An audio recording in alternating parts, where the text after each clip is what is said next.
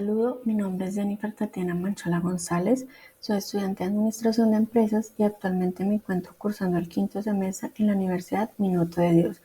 En el día de hoy les voy a hablar sobre la estructura de la revista digital y sobre tres conceptos básicos que plasmé en la misma de la materia de estadística inferencial. La revista la estructuré de una manera muy dinámica, colorida, siempre vamos a encontrar imágenes y un ejemplo que va a sustentar los diferentes temas que vimos en la materia.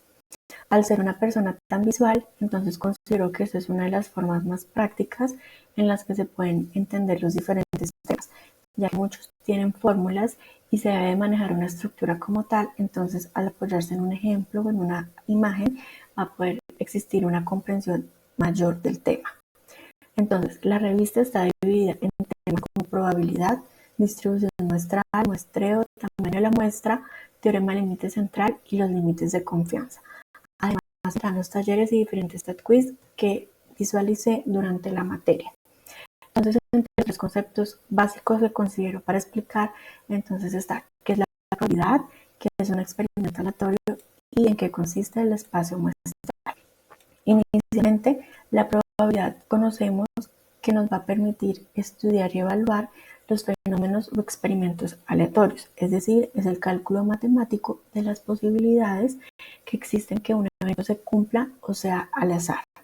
Entonces tenemos que la probabilidad del evento de caer en el numerador, los de casos favorables en el denominador, los de casos posibles. Un ejemplo es lanzar una moneda al aire y cuál será la probabilidad de sacar cara.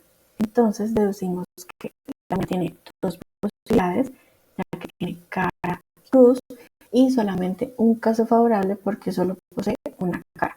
Entonces deducimos que 1 sobre 2. Igualmente sucede si lanzamos, digamos, un dado al aire. Entonces, ¿cuál es la probabilidad de que la cara que tenga contenga 4 puntos? Entonces, tenemos 6 posibilidades por 6 caras del dado sobre solamente un caso favorable, ya que solo uno va a tener el número de puntos. Entonces, ahora continuaremos sobre qué es un experimento aleatorio. Entonces, el experimento aleatorio lo definimos como la reproducción de un fenómeno existiendo la incertidumbre de su resultado. Es decir, este fenómeno va a ocurrir, pero no vamos a tener la seguridad de cuál va a ser el resultado que se obtendrá, ya que cada vez que se inicie o se realice, va a ser el resultado como si fuera la primera vez, porque no va a haber una seguridad de que va a caer en el mismo. Entonces, el ejemplo que tenemos es lanzar dos dados al aire. Entonces, si esos dados van a caer de manera diferente, entonces no vamos a tener una claridad de que el resultado caiga en 5 puntos, 10 puntos, porque este siempre va a cambiar. Y el espacio muestral consiste en que es el conjunto de las posibilidades o resultados que vamos a tener de ese experimento aleatorio. Es decir, este consiste en todos los posibles sucesos que pasen en ese experimento aleatorio. Entonces, al ejemplo, tenemos lanzar dos dados, nos da un espacio muestral de 36 eventos o sucesos, ya que recordemos que cada dado contiene 6 caras y 6 caras de uno y 6 caras del otro nos va a dar 36 sucesos. Entonces, aquí en la imagen son las diferentes posibilidades en las que va a poder crear ese experimento aleatorio. Como ya les mencioné, no vamos a tener seguridad de si este es o va a ser este. Entonces, algunos ejemplos sobre estos es, luego de lanzar los dados, calcular la probabilidad de que se suma 3 o 5 puntos.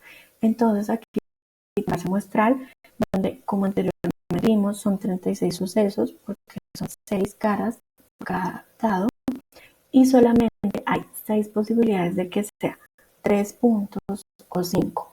Entonces, en el espacio podemos observar que hay uno, aquí está el otro, aquí está el otro. Entonces, en total van solo 6. Entonces, deducimos que son 6 casos favorables sobre 36 posibilidades, que al simplificar lo que haría en un cero. Otro ejemplo de esto es que al lanzar al mismo tiempo un dado y una moneda al aire, ¿cuál será la probabilidad de que caiga un número par y una cruz? En este, la espacio muestral lo que en un diagrama de arco. Este nos va a permitir tener más facilidad y explicar de manera más dinámica los posibles sucesos. Ya como anteriormente vimos, nomás 2 dados nos va a dar 36 sucesos, entonces a veces es muy largo y tedioso 36. Entonces de esta manera vamos a tener una manera más práctica y sencilla de la explicación. Entonces en la ramificación tenemos las 6 caras del dado y en la siguiente las de la moneda por cada cara. Es decir, que si el dado cae en un punto, tiene la posibilidad de que sea cara, o sea, cruz o sello. Entonces, al deducir esto, decimos que hay 6 de las caras por 2 de la moneda, entonces en un total de 12 sucesos. Entonces, decimos que hay 3 posibilidades porque solamente hay 3 números pares por el dado y 3 caras que puedan caer con ese número par. Entonces, es 3 casos favorables sobre 12 posibilidades, que al simplificarlo quedaría en un 4. Esos son los 3 conceptos básicos que encuentro sobre esta revista y que decidí en el día de hoy. Espero la estructura de la revista sea muy dinámica y llamativa y los conceptos hayan quedado en su total acertación y sea de una manera bien estructurada. Gracias.